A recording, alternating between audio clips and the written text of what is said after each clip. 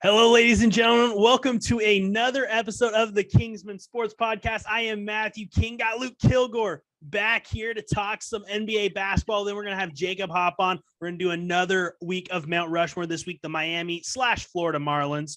And also we're going to talk about wide receiving cores in the NFL headed into 2022. But the biggest news in sports from the past week, we've been off for a couple of weeks, had a issue arise, a family issue last week. Everything seems to be settling down though. So that's the good news. But the NBA finals did wrap up last week, and the Golden State Warriors, I'd say they're back, but they never really left. Had some injury issues the last few years. They are NBA champions once again. Tough to see the Celtics go out like that, Luke. I mean, they had a lot of guys step up in big ways. You know, Jason Tatum. We talked about it on this podcast. Jaylen Brown being the one who really impressed me. Unfortunately, Al Horford doesn't get his ring yet. Maybe he'll get another crack at it. But, I mean, the Warriors, it was so good to see Steph back there, get his finals MVP. And, of course, Clay's story is just unbelievable. You can't help but love it for those guys. Well, there's multiple layers, right? And it's so funny how time kind of heals all wounds. A lot of us were angry to see, the KD and Steph led Warriors get those titles, right? And the ebb and flow. I mean, that's how a dynasty works, right? Sometimes you love the Pats, sometimes you hate them. The ebb and flow of the Warriors dynasty and how that's kind of gone has been very interesting to kind of follow historically, but I think that there were a lot of people who were happy with this one. I think Steph, he averaged like 32, 33 points in the finals. He left no doubt. He left no doubt out there. And also, yes, he's always been the guy who shimmies. He's always been the guy who, he gets into it. He gets really fired up, but he was different. Now he's just I do this. This is the guy this is who I am. He's taunting, doing the night. He's doing all sorts of taunts and getting into it and getting everyone else into it too. So while I argue that Steph should have been Finals MVP the year that Iguodala won, I think that was 2015. Because Iggy, I guess like he lowered LeBron's averages a little bit, but he's still LeBron still scored like 25, 26 a game. But regardless, Steph finally got his Finals MVP. The haters don't have a leg to stand on anymore. And now, I don't know if this is a prisoner of the moment thing or, there is a case to be made. Now he's getting mentioned in this, this fivesome of names, right? He's getting mentioned amongst the Michaels and the LeBrons and the Kobes and that sort of a thing. And some people saying he's the greatest point guard of all time at this point. So I think there's a case there, but we don't have to get into that crazy bit of takes yet. It was really fun to see this Warriors run. Clay, like you said, an incredible story.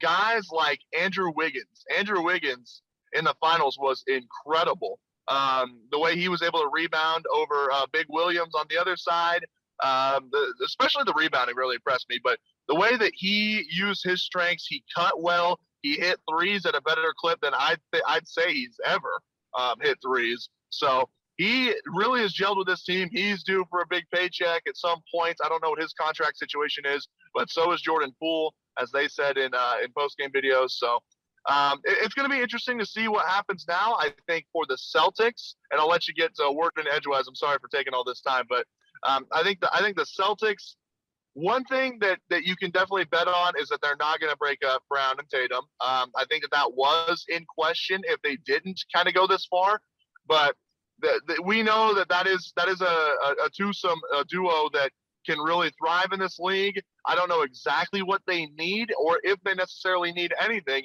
besides some coachability on how to kind of just fight against those championship teams and not have as big of differences. You can't let Golden State absolutely bury you in the third, and that's what we saw the majority of the finals. Whereas Boston actually did really well in the fourth quarter, but you just can't let them get that monstrous third quarter on you, as is their trademark. So they've got to go back to the drawing board on some things, but I don't think they're going anywhere as far as being a top team in the East.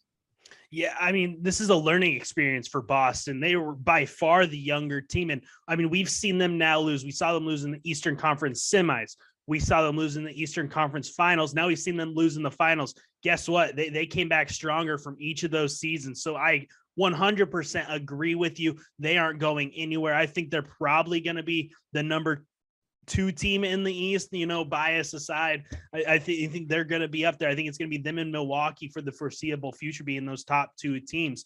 But I mean, that's what they have to take this as, a learning experience. And there's no doubt when you look at Steph, I mean, he's top 10 all time, without a doubt. There's no arguing against it, I think, anymore. I think it's I 100% agree. He's got an argument for being the top point guard of all time. I don't quite have him there yet. I mean, but I'm really I want to ask you what's it going to take? What's it going to take for you to say that? Man, I don't know if there's anything that can change, him passing Magic, in my opinion. I don't. It's hard. It's such a difficult decision to make, because I mean, Magic, he just had a run like you don't see from point guards, really. But I mean, Steph, he shoots like nobody we've ever seen in this game. He is head and shoulders and he's got the greatest longevity. shooter. 100%. I mean, I can't argue against those people that say Steph's the best.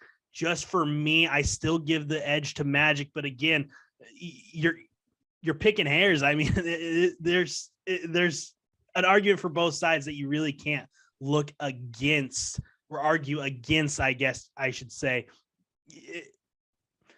It's so hard. I mean, it's so hard to make that decision on, no, this guy's 100% better. I don't think you can in that case. But I want to go back to what I was saying about, I'm happy for Draymond Green. I really am. The series started with a lot of attention on him because of the chants coming from the Celtics faithful, which, I mean, Boston fans are crazy, no matter what sport it is. We all know that. Yeah. Insane. But for him to kind of start out, get all that attention, and then he quieted down quite a bit.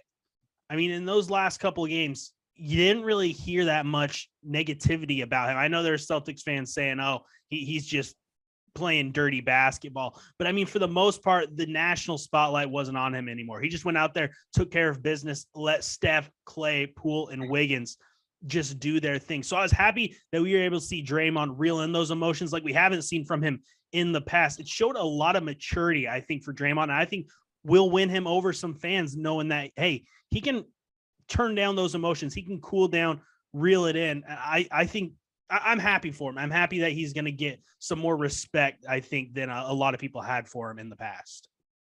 I agree. And I think that as the years roll on, I think that Draymond is becoming more likable.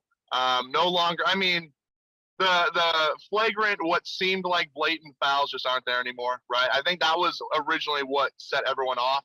And then he was a talker. He kind of felt maybe not as crazy, but he kind of felt at a similar level of Richard Sherman when he would get a mic put in front of him. So he's not afraid to speak his mind. He's confident. He's part of a winning program. They know how to win. He knows how to be a winning teammate.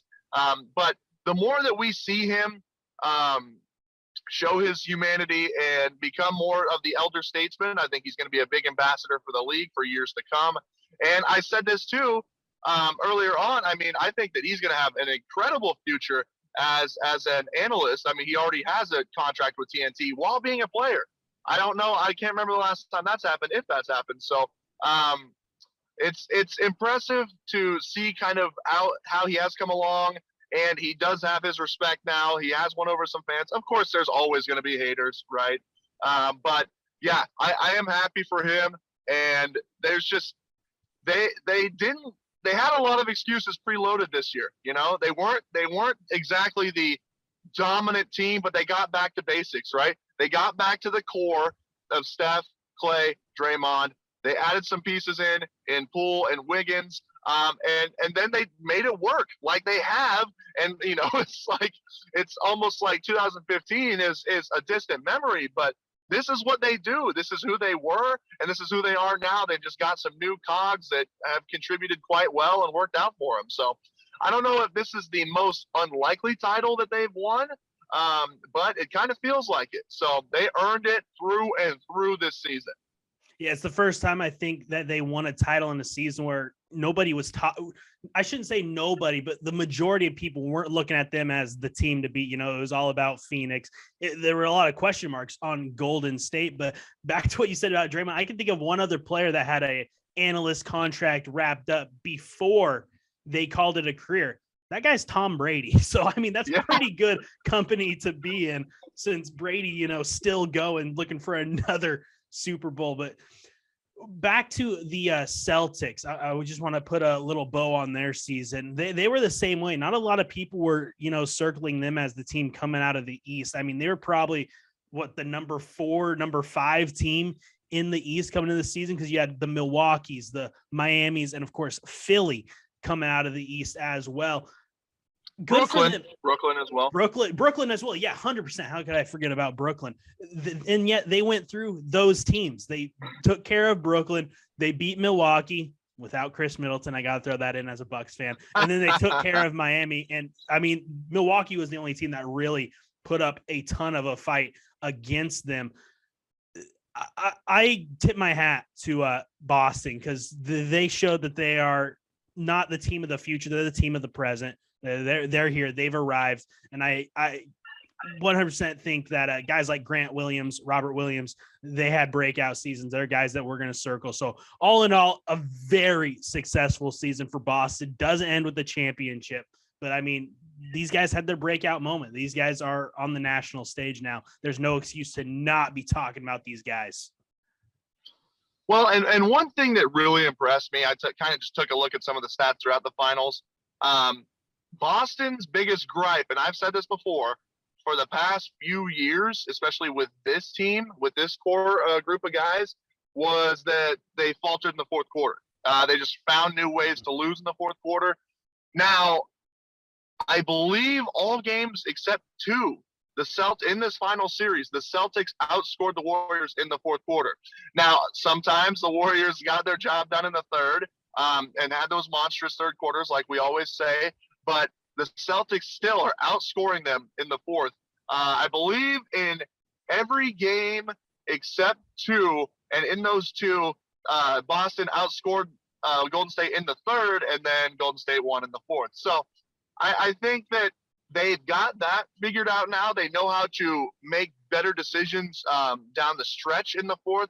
However, now against those championship caliber teams, with those pedigree teams, you got to put it all together. You can't be making mistakes at any point. And that's still, even if it's not in the fourth, that's still what Boston falls victim to sometimes. I mean, there's some head scratchers from guys like Marcus Smart and even Jason Tatum.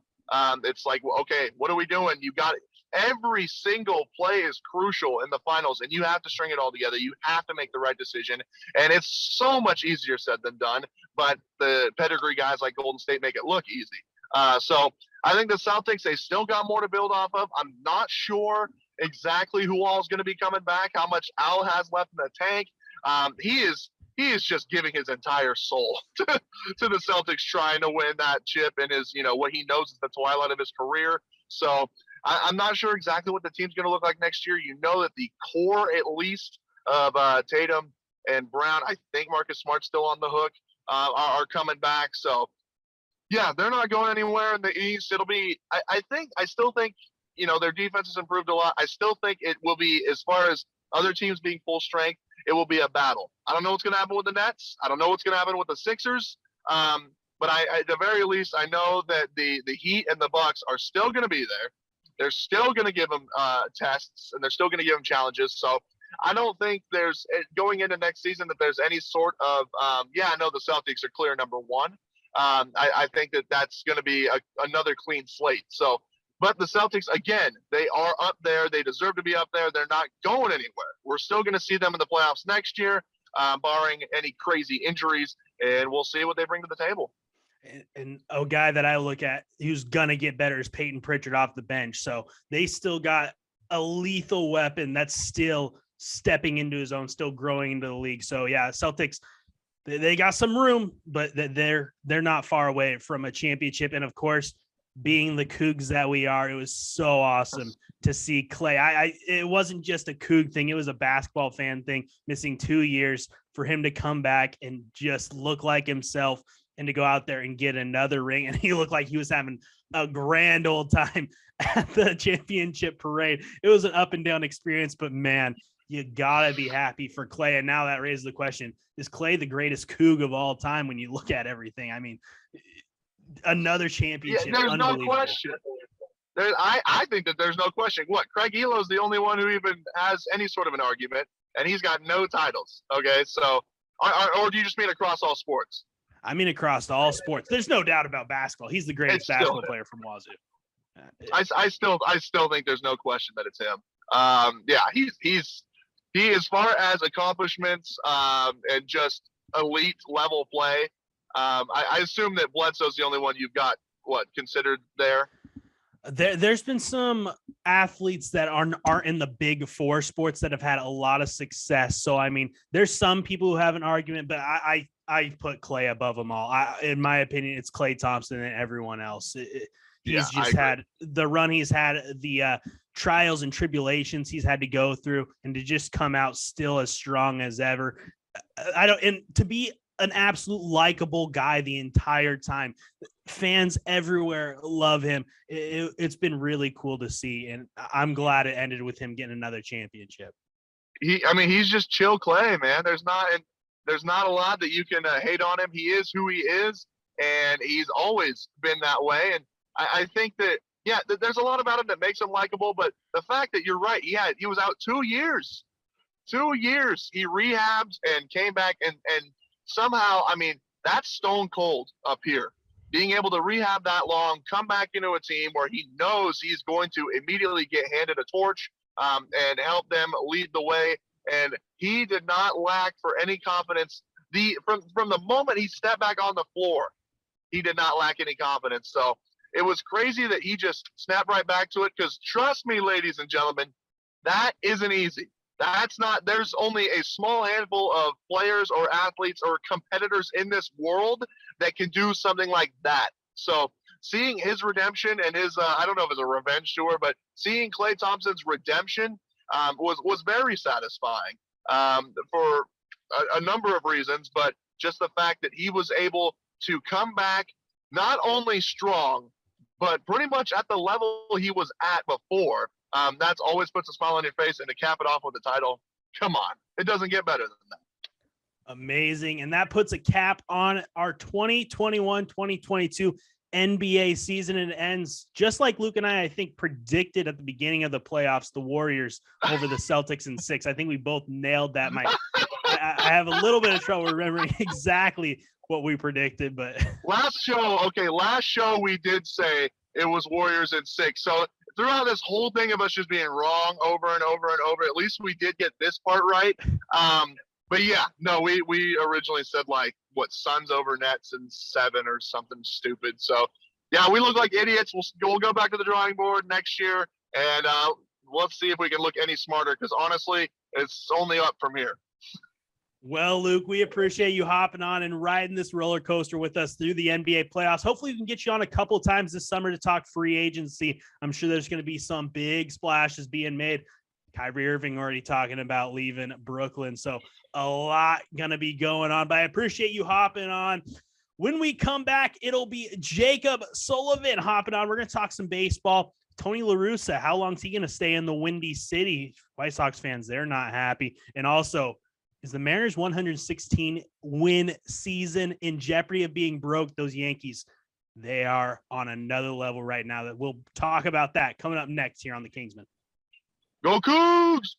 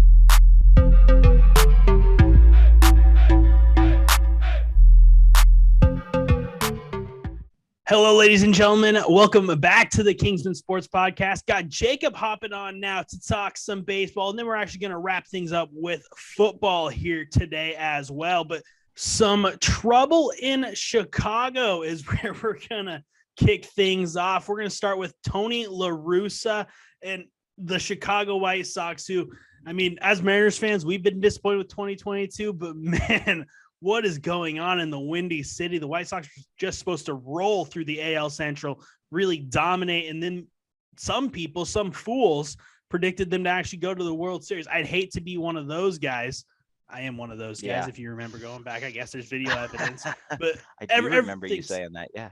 Everything's just going wrong for the White Sox. And now a lot of people calling for Tony La Russa's job to come to an end. We've seen arguments in the dugouts. We've seen questionable decision-making, intentionally walking a guy who's behind in the count 1-2, just all sorts of just chaos going on in the Windy City. Fire Tony chants. I mean, it is really, really troublesome there. And I got to agree that it might be time for La Russa to be done coaching permanently, I believe. Yeah. I thought that he already was, but here the return of the Mac did not go as planned. Look, I've never been a Tony La Russa fan, whether it's the DUIs or whining about the unwritten rules or just his terrible inability to seem to connect with either players or fans. A manager should be able to lead his team to outperform, not be a distraction for them and cause them to underperform. In 2021, I was not very optimistic he could do that with the White Sox, and I was proven wrong. They had a very successful team that year. He still clashed with a lot of players around the league. The whole Mercedes late inning home run last year, the embarrassing "do you know who I am" DUI situation. But 93 and 69, that kind of first place seasons tend to outweigh the negatives, although there were less negatives than just keep your mouth shut. This year, he's just not managing good baseball. There are less negatives, and there's not enough positives to outweigh them. His lineups are not what you'd expect from such a seasoned veteran manager. He has a lot of guys underperforming right now, and they're praying for their star reinforcements like Tim Anderson to come back and help things, but you need the ability to do what you can while some of the important guys are out. We mentioned that we are Mariners fans. We understand having those big bats and those big names and the leaders of the franchise be out. You need to be able to handle things in the meantime. And then we get to the pitching strategies. But La Russa's always had a bad reputation for leaving guys in too long when they're in trouble, and that's been happening a lot this season. You mentioned it. The most glaring issue was we were going to talk about this last week. So Thursday before last, when he walked Trey Turner with a 1-2 count to face Max Muncy. Sorry, I tongue twisted there. Trey Turner, Max Muncy. I think Stan Lee named the Dodger infielders. You got Freddie Freeman, and so Max Muncy in the 6th inning. Muncy made him pay for it. I mean, just don't disrespect me. 3-run homer. Good night. See you later. And John at him the rest of the night. Now, I personally am a lot more lenient on walks than most baseball fans are. I don't mind them. As long as they aren't crossing the plate. If you're facing a tough batter, throw around him. If you walk him to face somebody who's not as scary and you take care of business, if he's not getting past first, a walk is no harm, no foul. But yikes, a 1-2 count.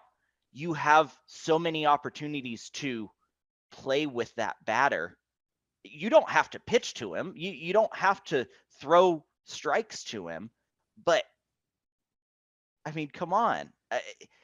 I even see, especially against lefty pitchers, Turner is a much bigger threat than Muncy is, but that's with a fresh count. I mean, it doesn't matter who you're facing. a 2-strike batter is always going to be significantly less of a challenge than an 0-0 batter. It's just math. You can pitch around him, and if you end up walking him unintentionally, who cares? But to not even try, it baffles my mind. Yeah, the 1-2. I mean, we looked it up. We're like, how many times has this happened? It's actually happened more often than you'd think it would have happened. But again, this one, it always looks bad when it doesn't work out, obviously. But yeah, there's no guy in the Dodger lineup, especially, that I'm going to look at and be like, you know what? I feel good. We're going to get him out. No, you earned a 1-2 count on Trey Turner. That's tough in itself. Go, yeah, I 100% what you said. Don't throw a strike, but see if you can get him to chase. 1-2. It is so hard for those batters to stay patient, stay within the zone, especially with some of the nasty stuff pitchers throw nowadays.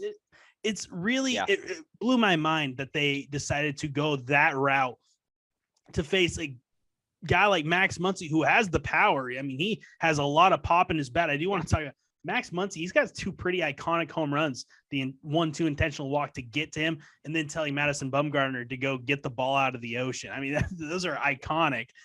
He gets another one, but La Russa, yeah, it's just, he's not in tune with today's game, I think, is what it really comes down to. He coached in the 2000s. It was a different game. That's when he had his success, really. The game's changed 100%. He's not in tune with his players. It doesn't really seem like the players are all that fired up to play for him. And that is where you have some serious issues. Your players have to be wanting to play for your manager. And if they're not, there's just really nothing else you can do. That team's destined to fall apart. And if the White Sox don't make a move here soon, they might fall too far behind that when their reinforcements do come back, it might not even matter. They might be too far behind the Twins and even the Guardians now.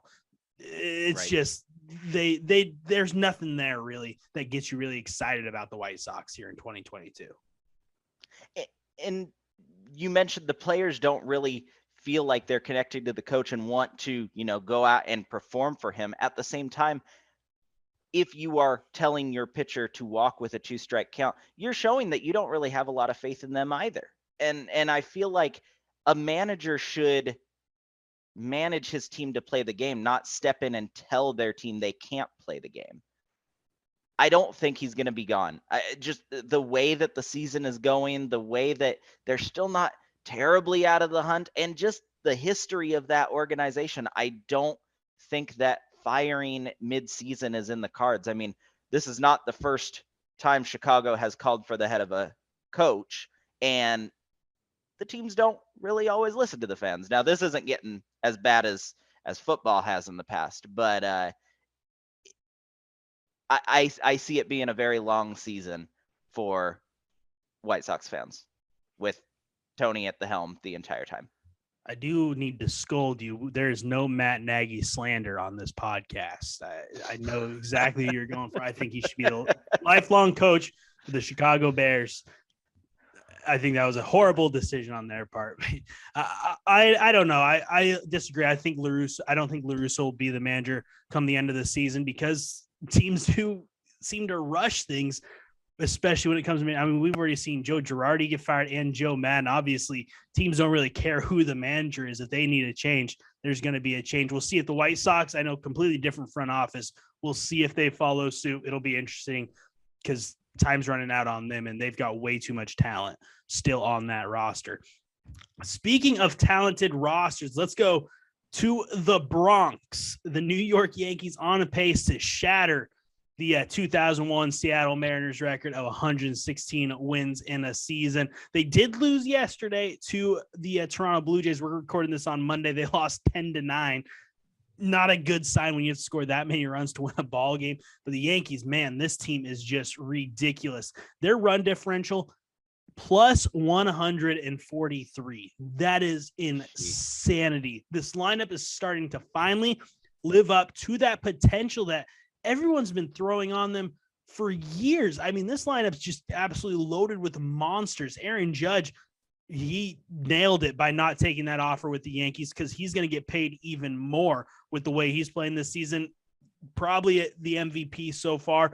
Anthony Rizzo is just raking. You got Giancarlo Stanton. Joey Gallo's had a terrible year, and it doesn't really matter. I mean, Yeah, DJ not LeMahieu, even on their radar. just up and down this roster. And then the rotation is what's finally setting them apart. Nasty Nestor Cortez is just absolutely disgusting. This bullpen, there's not a single guy in the bullpen you're like, okay, if they bring him in, we got a shot to come back in this one. No, you're going to have a tough time getting a runner on base. It is just literally everyone for the Yankees right now just playing at the top of their game. And at 49-17, now the question is, and that's what we're going to talk about, do we think they're going to break the 116 record? I'm going to start with you, Jacob. What are you feeling? Do you think they break it? Do you think they fall short, flirt with it? What's going on in your mind? Honestly, I see them beating it by a couple. The way that things are going, I don't see them slowing down. They're going to be all-out buyers when it comes to the trade deadline.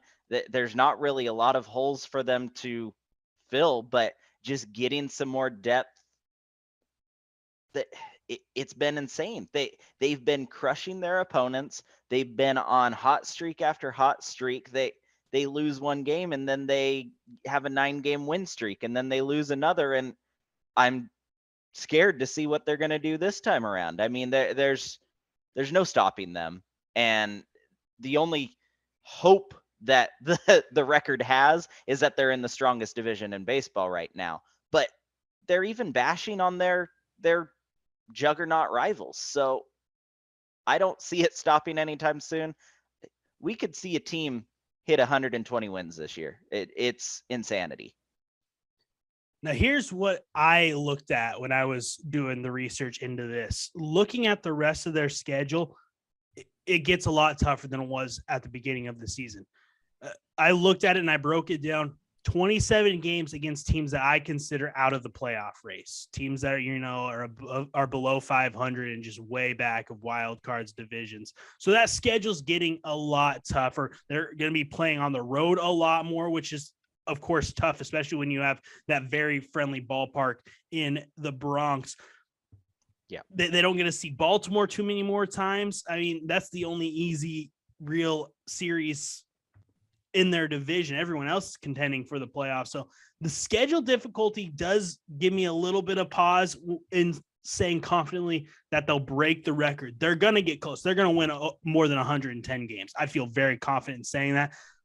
The one thing that gets me is that schedule ramping up in difficulty. I mean, you're because when you're playing teams that are also in the playoff race, you touched on it, the Yankees are going to be buyers. So are these other teams.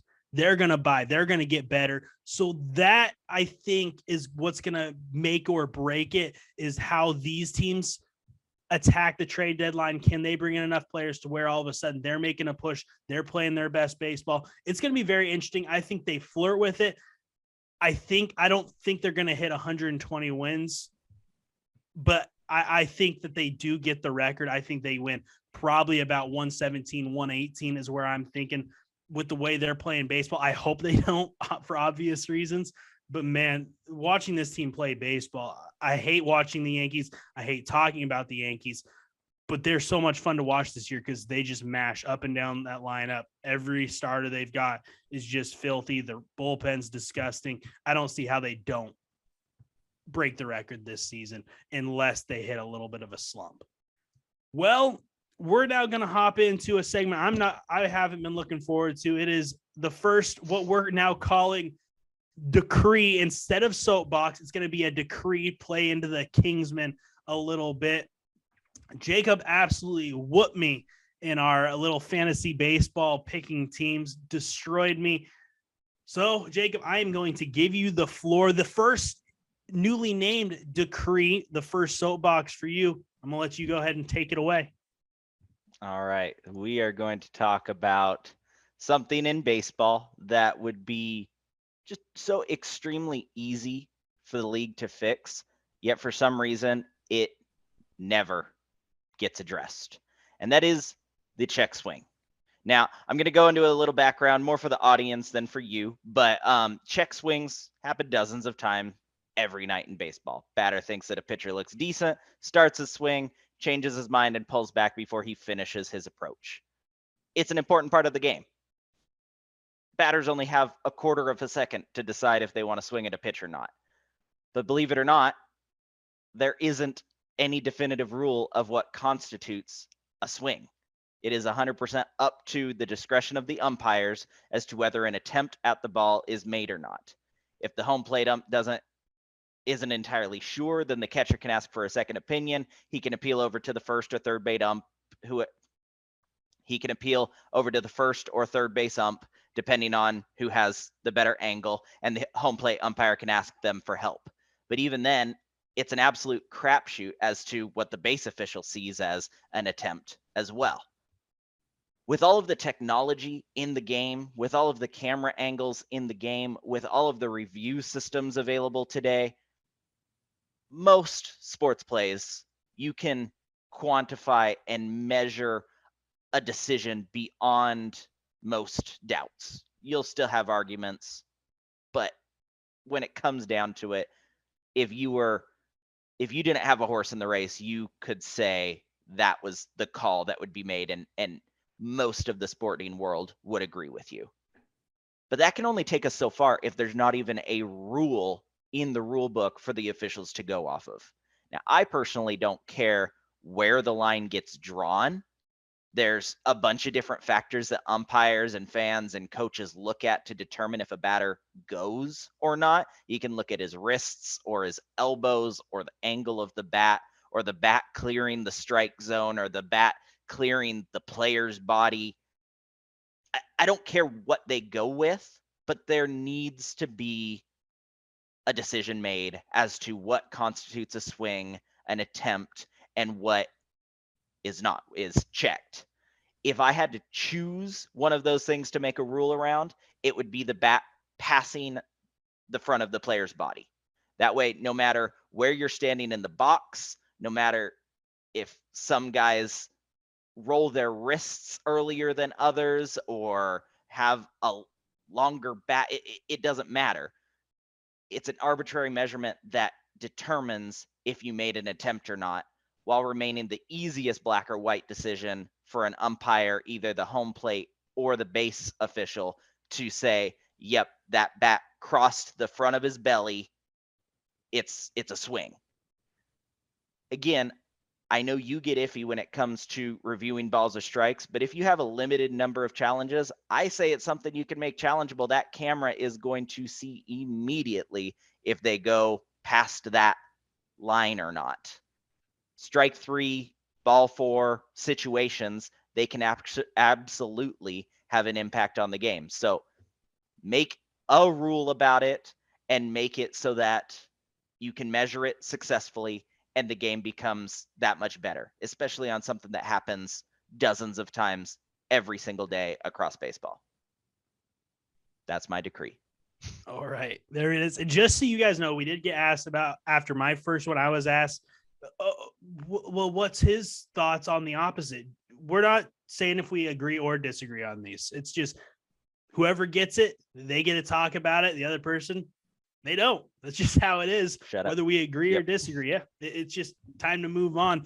And that's exactly what we're going to do. We're going to take a quick break. When we come back, it's going to be another Mount Rushmore coming up this week. I think it's the toughest one we've done so far. The Miami Marlins, 2-time World Series champions. We picked our top 4 from that franchise. We'll break them down next here on the Kingsman Sports Podcast.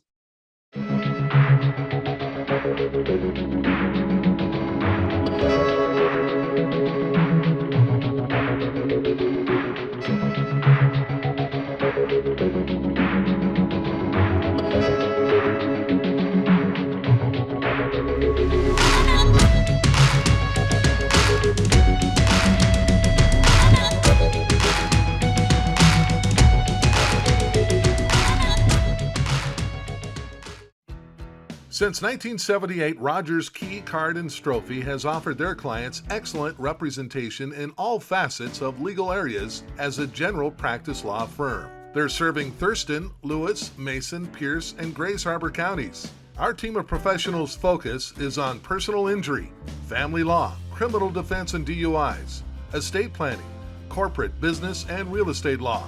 You can find them at budbaylaw.com for more information.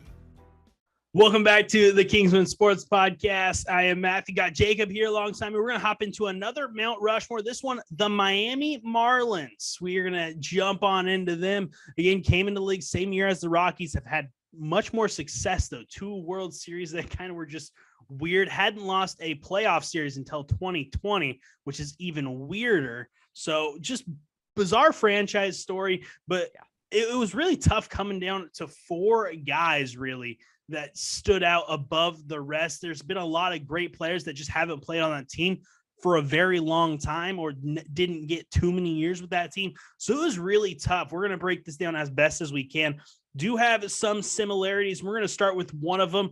We're going to start with a guy still playing, not on the team though, Giancarlo Stanton / Mike Stanton. I do want to point out he was Mike Stanton when he started with the Marlins, but I think this one was a pretty easy choice. Again, his career within 267 home runs, 672 RBIs, the only Marlin to ever win an MVP award, leads that franchise in home runs, RBIs, runs created.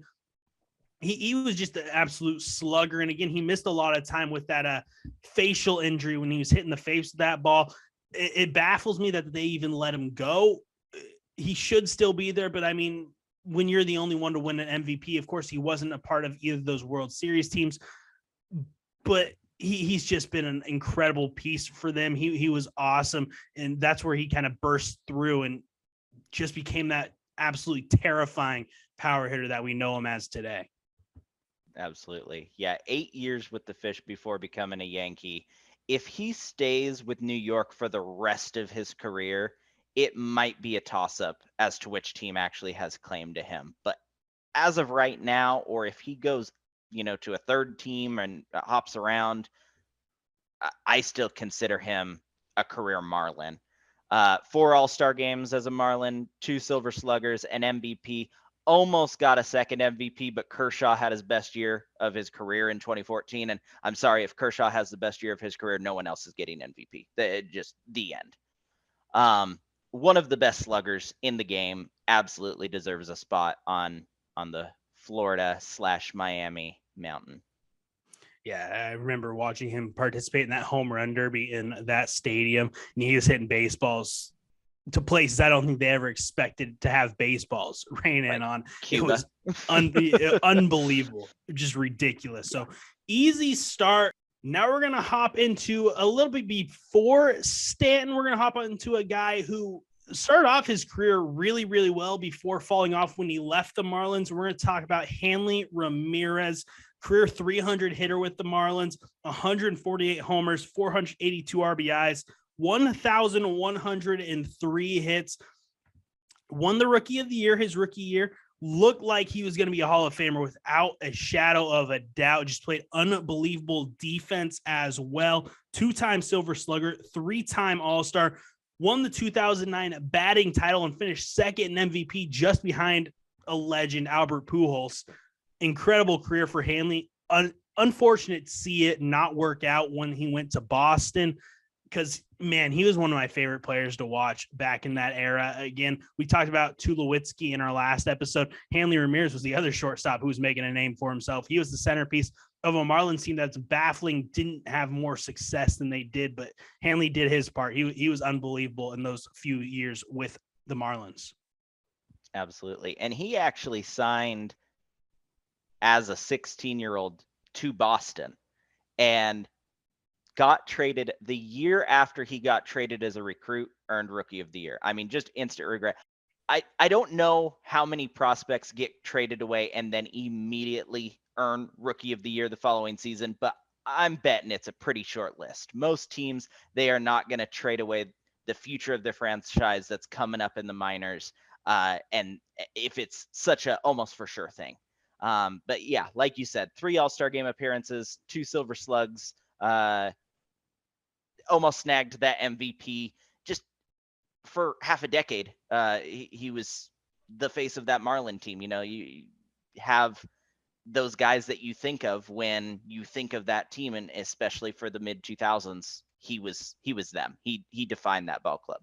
And looking at that team, it's like I said, unbelievable. They didn't have more success looking at who they had. I mean, Dan Ugla, they had some great pitching, Ricky Nolasco. Let's go ahead and just stick with the pitching, I guess. Another guy who was on that team who had a ton of success, Josh Johnson, is another guy we both have on our list. 56-37 career record, 3.15 ERA. That ERA is a little bit higher because he did have a couple of years where things didn't work out 100% as well as he would have hoped, but 832 strikeouts, second in strikeouts in Marlins history behind just Ricky Nolasco. Played more years than the other pitchers I was looking at putting on this list. So spoiler for me, I don't have another pitcher on this list. I had Dontrelle Willis, of course, a guy you always got to look at when it comes to the Marlins. Jose Fernandez, AJ Burnett, all guys who just didn't get that many years in with the Marlins like Josh Johnson did. One guy I do want to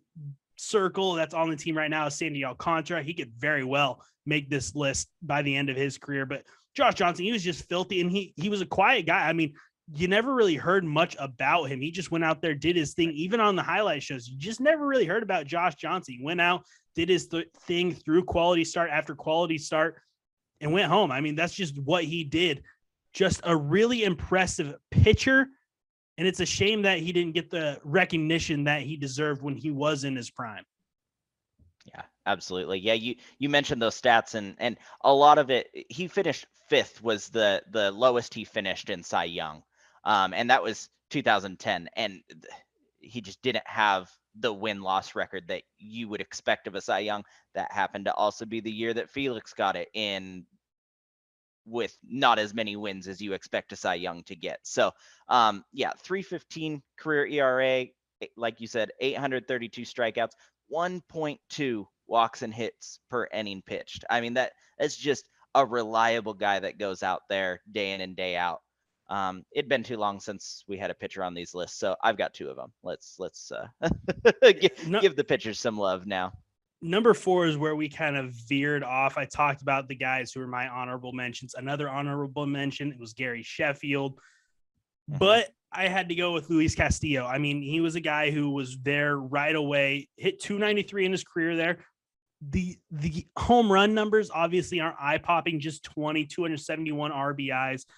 Where he really separates himself is he had more games played than anyone else in Marlins history, was there just consistently, franchise leader in hits, runs, triples, and stolen bases, has all the speed in the world, 3-time All-Star, 3-time Gold Glove, and of course, won a World Series title with the Marlins in 2003.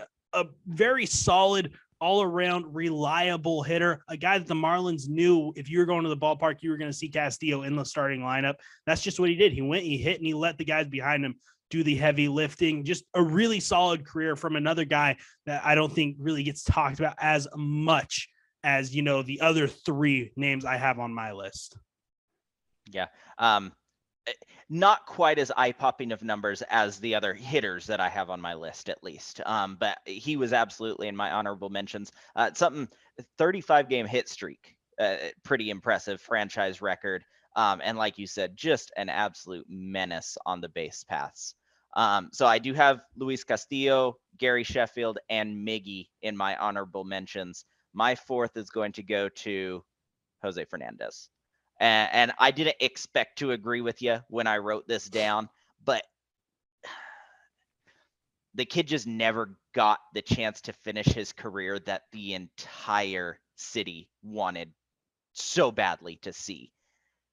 Someone with 4 years on the team would not typically make this list for me, but he became the face of that franchise. Even post-mortem, the team rallying around him, his face, his name. I think of D. Gordon's home run off Bartolo directly after that just shocking news. He got the Rookie of the Year. He went to 2 All-Star games, finished in the top 10 of the Cy Young twice in his such a short career. It was just something so special that wasn't able to flourish the way that the entire world of baseball wanted it to. So when I think of Miami Marlins pitchers, my mind immediately goes to him. So that's what this Mount Rushmore is about for me, is the face of the franchise, who I think of when I think of that franchise. So I had to include him. There was no way around it for me. Yeah, I remember the day of that news breaking, and I looked and I thought it was fake. I'm like, oh, someone's, another fake death. And the news just kept coming out, and it was confirmed. Unfortunately, there's no doubt he would have been on mine 100% if he would have played longer. It was so unfortunate to see, of course, any life end that early, let alone such a promising baseball career. He was going to be the face of pitching in the league for years to come. And for Marlins fans, it was really hard for them because that kind of ended that team that they had built around. Stanton was gone, Yelich was gone, Ozuna was gone. All of a sudden, it's a whole new team. They're in another rebuild, and it was really tough. It was hard to see what could have been, and hard to still think about what could have been with Jose Fernandez. I do also want to mention Miggy was in my honorable mention. I don't want the pitchforks and torches coming for me. When I think of Miggy, it's with the Tigers, obviously. 100%. And again, didn't get the years in that these other guys did with the Marlins. So there it is for me. I had Giancarlo Stanton, Josh Johnson, Hanley Ramirez, Luis Castillo. You had, of course, Stanton, Johnson, Hanley, and then Jose Fernandez as well. So there it is for our Miami Marlins Mount Rushmore. Next week, we are going to hop up north to Canada, where we do the Toronto Blue Jays, their Mount Rushmore. We're going to go back to 1977, which means we're very close to your Seattle Mariners, our Seattle Mariners. That one's going to be a very passionate episode. I can't wait for that one. But Blue Jays coming up next week, that one's going to be tough. I mean, there's some guys who really made their living elsewhere before going to Toronto. So that one's going to be a little bit of a difficult journey, but hey, we're going to do it for you guys. That's why we're here talking about the Mount Rushmores of every team. That'll be next week, the Toronto Blue Jays. Coming up after this commercial break, though, we are going to hop on over to some football. We're going to break down the top 5 receiving cores for each team. That is tight end and wide receivers. We will break down the top 5 heading in 2022. That is coming up next here on the Kingsman. The NFHS Learning Center is the leader in online education for the interscholastic community. At nfhslearn.com, you can find over 70 courses, including more than 30 free courses, such as concussion in sports, heat illness prevention, sudden cardiac arrest, and protecting students from abuse. To learn more, visit the NFHS Learning Center.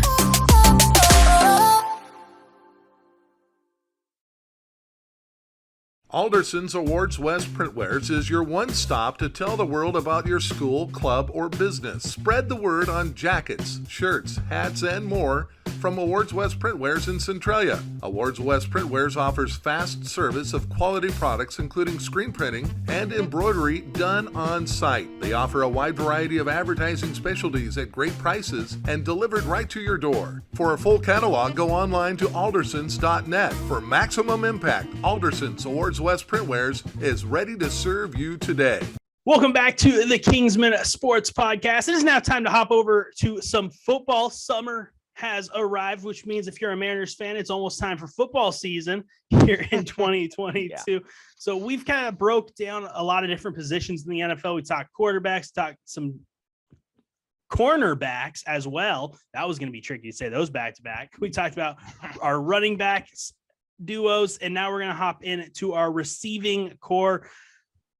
Now, I didn't talk about quarterbacks at all in here. I didn't have them. I just looked at the talent of the pass catchers, not quarterbacks. So starting things off at number 5 for me, I've got the Los Angeles Rams, a different receiving core than they had last year with Robert Woods and Odell Beckham no longer with the team. Beckham could still come back, so we'll see what happens there. But they've got Cooper Kupp, who just put up a historic season last year. They also brought in Allen Robinson, who is a very slept-on wide receiver. He is very good, just hasn't had the best quarterbacks throwing him the ball in Chicago. Have Van Jefferson, who showed he's an explosive playmaker out there for the Rams. He can go over the top. And then Tyler Higbee, who doesn't do a lot, but he does just enough. Whatever you need from him, he's going to be there to do. So this team just, again, very quick. They can do it all. They've got now a big physical receiver in Allen Robinson, have that home run hitter in Van Jefferson, and have Ole Miss reliable and Cooper Kupp, who's just going to catch pretty much anything you throw in his vicinity. So I put the Rams at number 5. Yeah, they were so close to getting in my top 5. I have them as an honorable mention. Cooper Kupp alone, you have a threat. Allen Robinson's going to try to prove he's still got it, and with Stafford, that's a decent bet. Van Jefferson had a great sophomore year. He stuck up over 800 yards, and Higbee is a top half tight end with more upside than downside, in my opinion. If they can bring Odell back, he could prove very, very useful even after his injury. Without him, I don't see them quite as well-rounded as some of the other teams on my list. So with 5, I went with the Dolphins. And so now Waddle had a solid rookie campaign last year. He hit 1,000 yards and 6 touchdowns. Then they went out and they swiped Tyreek Hill. That is a fast, scary 1-2 combo. They're also giving Cedric Wilson a shot here at wide receiver 3. He'll see a lot more use here than he did at Dallas. They have an above average tight end with Gesicki into that mix. You've got a very well-rounded receiving core. Tua doesn't have any more excuses. This is make or break season for him. Yeah, we're going to learn a lot about Tua. I've got the Dolphins at 4, so I'm just going to feed off into that. Yeah, getting Tyreek Hill is just unbelievable. Jalen Waddle looked like he was going to be a number 1 receiver. Now he doesn't even have to be. He can be a number 2, right. Kind of stay under the radar. He's not going to draw the best corners. That's a scary combination right at the top. I love the get of Cedric Wilson. I know a lot of Cowboys fans wanted him to actually stay in Dallas. They decided to not keep him, to send him elsewhere, and now he's just going to be able to kind of do whatever he wants. I mean, the Dolphins are going to have elite pass catchers at every position, and they're deep. Like you said, Gesicki at tight end is going to be just absolutely a monster once again, because he seems to be Tua's favorite target. Tua loves going to him. He racks up quite a few catches. So, yeah, it's put up or shut up time for Tua. They're going to learn if they've got something with the former Alabama quarterback, or if it's time to start looking elsewhere for the Dolphins. Number 4, I have the New Orleans Saints. I think this is probably my hottest take here. This team was a team that was hurting for weapons last season. Now they're looking like one of the deepest threats at wide receiver in the league this year. They're still hoping and praying that Michael Thomas snaps back into place after both compatibility issues and health concerns. But if he can even return somewhat to form, he's still Pro Bowl level talent. Then they went out and they got Jarvis Landry, whose leadership alone is going to help this squad just leaps and bounds. His ability is still there when he's healthy. I'm expecting a really good year for Jarvis. Then they traded way up and they got Chris Olave, who we both had as one of the best wide receivers in the draft this year. That's a fantastic 1-2-3, followed up by Tre'Quan Smith and Marquez Callaway as your 4 and 5, who could be top 3s on their own teams in other places in the league. That is some fantastic depth. Now they're still hurting at tight end, but Kamara's a pretty solid receiving back. He's easily in the top 10 last year, even after taking a huge step back from his just monstrous year before. So if everything goes according to plan, again, another team, no more excuses for the quarterback. Jameis has to perform up to caliber that they're expecting him to, or they will move on. I laugh every time you call him Jameis. It's one of my favorite things. But I will tell you, that is not your hottest take. We'll get into that later. I do not have the Saints in my top 5. Again, I love Jarvis Landry. I love Chris Olave. I think those are 2 really good gets. One guy you didn't talk about, Taysom Hill, can line up at tight end. You never know what he's going to do. Yeah. The reason I kept them out, there's 2 of them, and you mentioned them both. We're going to start with Michael Thomas. Is he even going to play? What's he going to be like if he does play? There's just too many question marks for me to really put him on the same level as some of these number 1s that I did include. And then there's question marks with Alvin Kamara. He's in some serious legal trouble. This I don't think isn't going to be something that's just swept under the rug. He could miss a lot of time this season because of that incident in Las Vegas. So I don't know exactly what they're going to get from Alvin Kamara. There's just too many question marks for me to get them in the top 5 over some of these teams that we know what they're going to look like, at least going into the season. Minimum, they could even still get better. So that's why I left the Saints out of my top 5. We'll hop in to your number 3 next. Who you got looking there? Tampa Bay Bucks. Now, these guys lost a lot of ground at the end of the season. Antonio Brown is gone. They say good riddance. Just wow. So is OJ Howard. Gronk's still up in the air. I think he makes a return for what has to be Brady's last year, right? I mean, you can't just keep playing the hokey pokey. Said the same about Brett Favre. Yeah. That said, they still have Mike Evans. They still have Chris Godwin. They added Russell Gage. Huge wide receiver core for Tom to choose from. And if they're able to get a powerful tight end like Gronk, or someone new like Brait or Otton, it rounds it out. I still have a lot of faith in this core. I know we weren't taking a lot of stock in quarterbacks. This is just the weapons that we're looking at, but there are not a lot of quarterbacks in the league who would say no to that core there. So you're going back-to-back teams that I have honorable mention because I don't have Tampa Bay in my top 5 either. But I think the only difference is you think Gronk's coming back. I don't think he is. I think Gronk's done playing football. And I love the addition of Russell Gage. I think that is a fantastic get for this team. I think can fill in to a number 2 role that he might have to for a little bit with Godwin coming off that ACL injury, which is another question mark I have on them. Exactly what's he going to look like? I think he'll be fine, but it's just I don't think Gronk's coming back. I think that's really what it comes down to if this team is a top 5, if they can fill that tight end void. And yeah, I mean, losing OJ Howard is another big loss for them as well because it looked like he'd be the guy to slide right in there. So some question marks there. I have them, again, fringe. If Gronk comes back, they probably sneak into the top 5. But I think he's done playing football, and I think that would be the right call for him. My number 3 is the San Francisco 49ers. Now, there are some question marks with Deebo Samuel, again, requesting to be traded. I don't think it's that serious since he's showing up right now. I think he'll start the season with the Niners, and I think he'll finish the season with the Niners. Brandon Ayuk is another guy who, as soon as they were able to get him the football, started looking like a really solid receiver once again. Exactly what you expect from him. Very quick, very strong. Juwan Jennings, he can beat you over the top any day of the week. He is so fast, and you can't have safeties dropping back that far for him because you got to worry about Deebo Samuel and Brandon Ayuk. Ayuk is a slant specialist. I mean, he is so tough to deal with off the line of scrimmage. And then, of course, you got George Kittle, who, when he's healthy, he's number 1 or number 2 tight end in the league. I think he's number 2, but there's not that much separation between him and Kelsey. Just an absolute freak of nature. Again, we're not talking about quarterback because I have some issues with their quarterback situation, but just with what they have at receiving core, especially if they keep Deebo Samuel, the Niners got to be right up there towards the top. Yep, I actually do have them at number 2. And like you mentioned, it does sound like the Deebo situation is calming down a bit, and I'm expecting an extension really anytime now. Now that minicamp's starting, I think that's going to be coming into place real quick. Taking that into consideration, Deebo, Ayuk, and Juwan, that's a fantastic 1, 2, 3.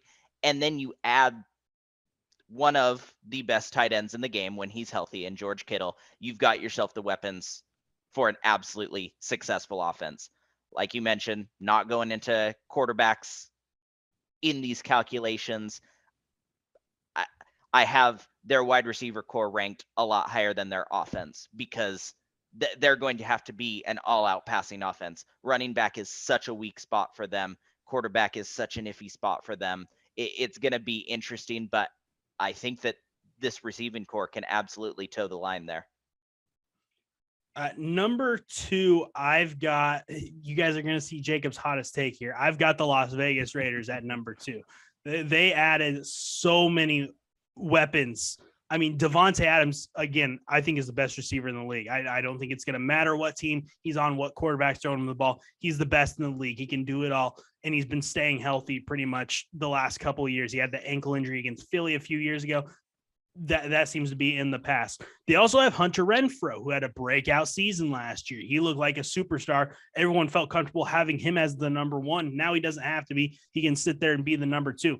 Demarcus Robinson is another guy they went out and got. Patrick Mahomes loved him. He had quite a bit of success in Kansas City. Very good receiver out there. And then they've got another very good tight end, number 3 in the league, Darren Waller, who's just an absolute freak of nature. I mean, there is no guy you can really feel comfortable leaving one-on-one or on an island with one of your DBs. They have so many guys.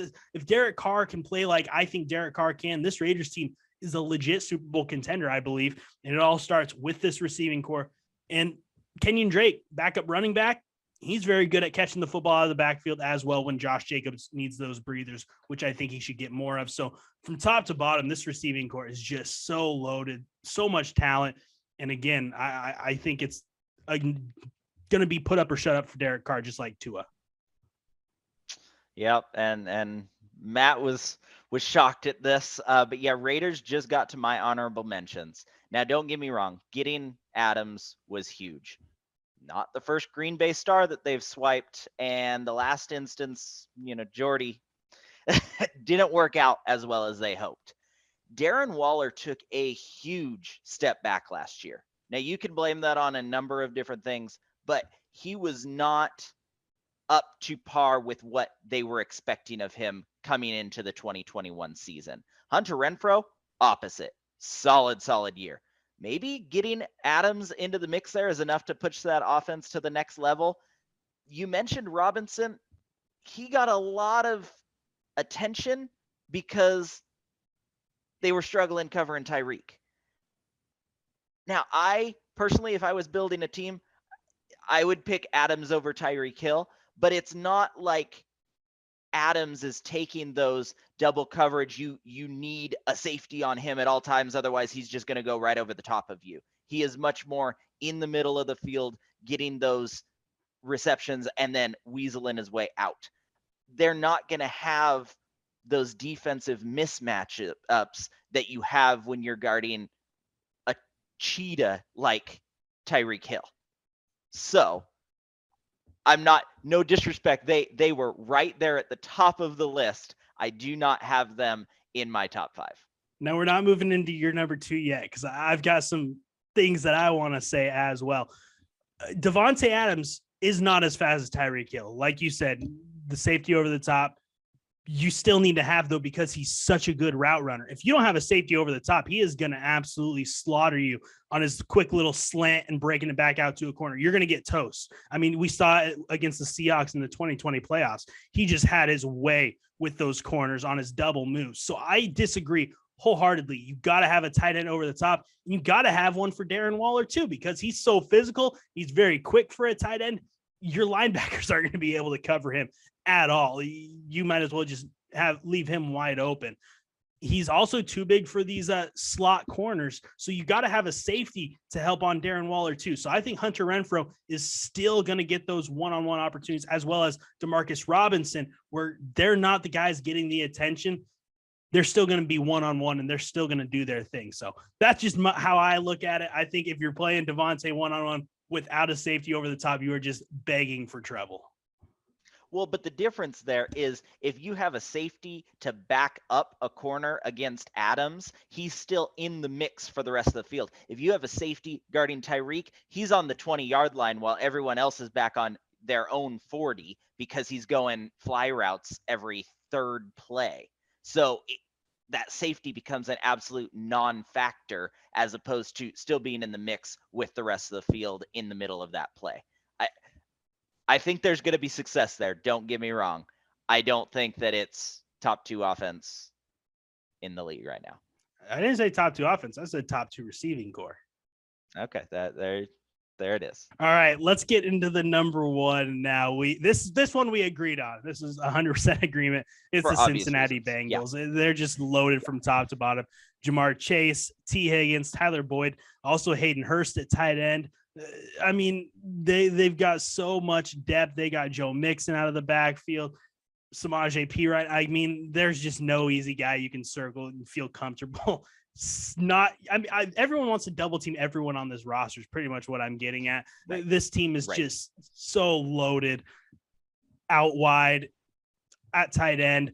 They could get a little bit better at tight end, but I mean, and then their running backs are just extremely talented pass catchers. This was a really no-brainer for me. Bengals number one. Yeah, you nailed it. I mean, Chase Higgins and Boyd, scariest wide receiver trio in the game right now. Hayden Hurst isn't the biggest tight end pickup, but it's a nice fill gap for a team that isn't really huge on the tight end checkdowns anyway. And then, yeah, you've got Joe Mixon, who isn't a top receiving back, but he gets the job done too. I mean, he had 42 catches last year, 314 yards and 3 touchdowns all through the air. I mean, that's a solid performance for a running back when your wide receivers are as mentioned. I mean, solid. Led by one of the most exciting young quarterbacks. That is an offense that is primed and ready to roll in 2022. That receiving core is the best. Absolutely.